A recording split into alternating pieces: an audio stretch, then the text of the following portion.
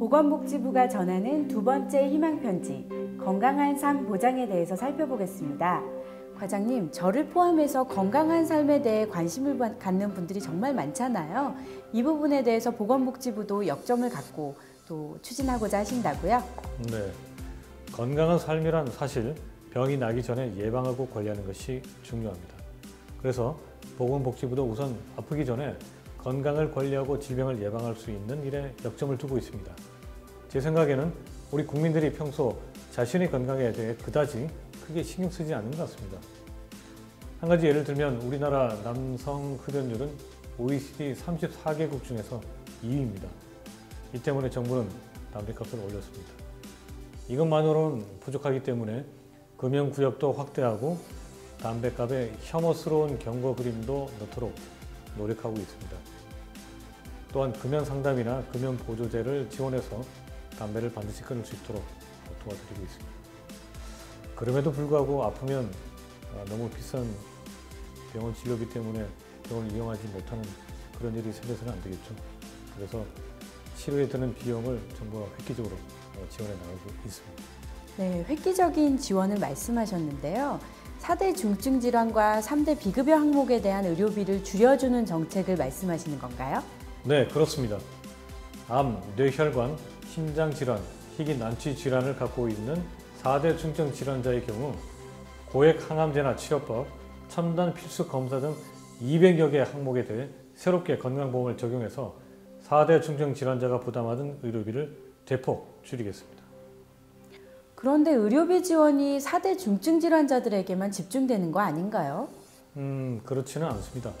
보건복지부는 임신, 출산에서부터 아동, 청소년, 청장년, 노년에 이르기까지 전 생애에 걸쳐 의료 보장을 확대해 나갈 그런 계획을 갖고 있습니다.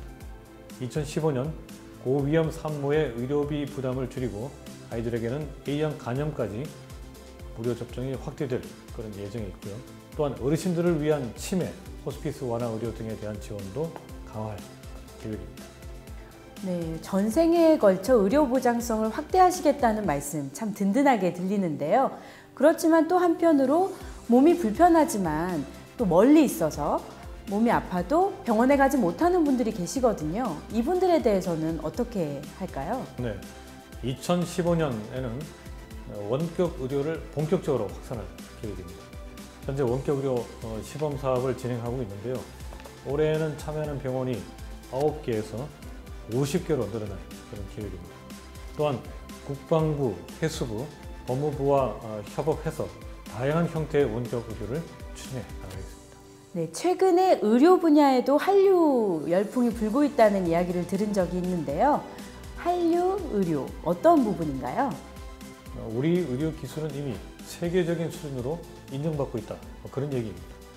2014년 한국을 방문한 해외 환자는 약 25만 명으로 국가도 중국, 러시아, 미국, 중동 등으로 다양해지고 있습니다.